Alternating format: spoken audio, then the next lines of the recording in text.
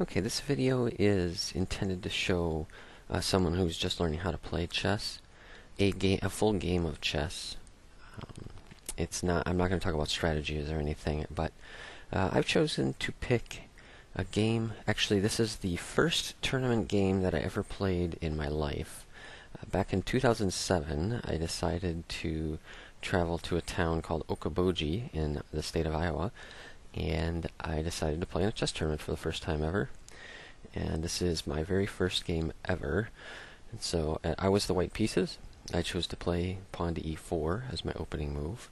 My opponent played pawn to e5. Now in this video I'm going to be saying the moves before I show them on the screen, because again this is for a person learning how to play chess, and I'm hoping that when I say the move that you can find it on the board, or if you need to pause the video to find it, that would be a great tool for learning for you. So my opponent played pawn to e5. I chose to respond with knight to f3. My opponent played knight to f6. I decided that there was a pawn that I could take here with my knight, and I chose to take that pawn with my knight. My opponent actually has the option to take my pawn with their knight, but chose to play pawn to d6, understanding that the pawn is now attacking my knight. I decided to play knight to back to f3. My opponent played knight takes e4. I decided to play my queen to e2.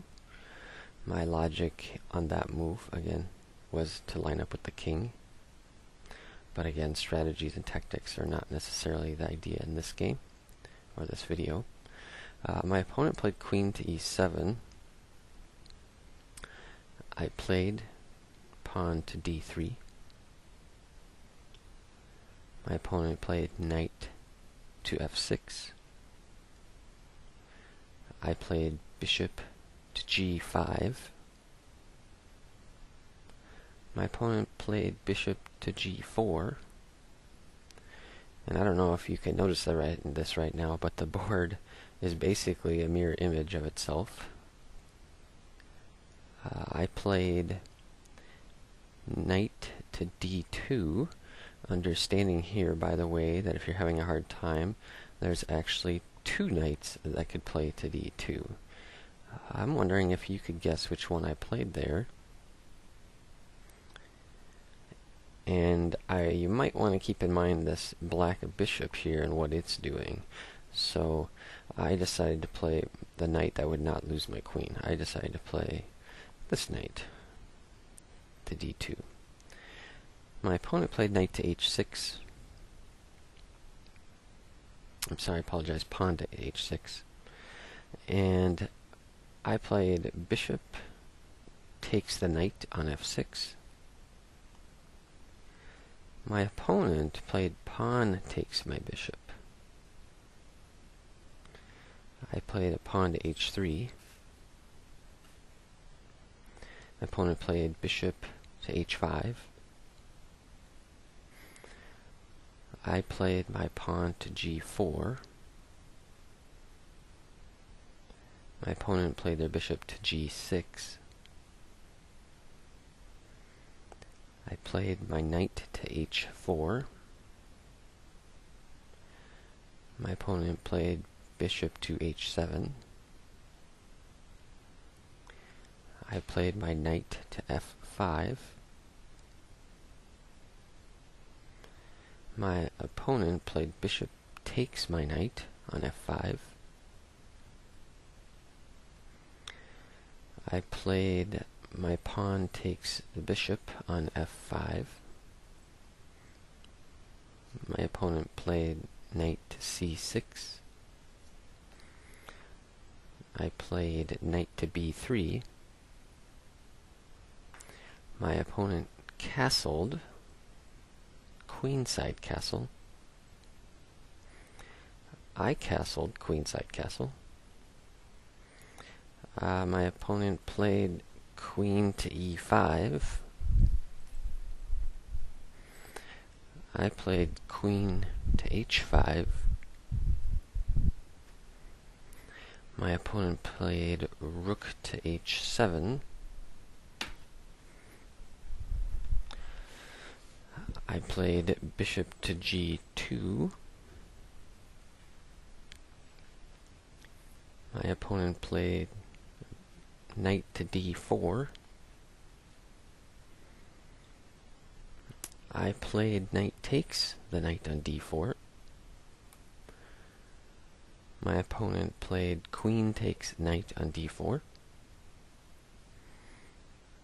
I played queen to f3. My opponent played pawn to h5. I played queen takes the pawn on b7. I do want to just say one word about that move. It is attacking the king. And also notice it is being defended by the bishop, so the king is not allowed to take the queen. That is going to be something very important in chess, is to get pieces working together. My opponent decided to play their king to d7. I played my bishop to c6, which is attacking the king again and also being defended by the queen. My opponent played their king to e7. I played the rook that is on the h file to the e1 square. That rook is also now attacking the king. And my opponent decided to play their queen to e5. I used my rook to capture the queen on e5. My opponent took the rook with their f-pawn. I used my queen to capture the pawn on c7. My opponent played their rook to d7. My queen captured that rook. And at this point, it's important to note the queen is attacking the king, and so the king is going to have to move. Unfortunately, though, we need to realize that the king cannot move to this square because the queen is also attacking that square. The king cannot move to this square because the queen is attacking that square.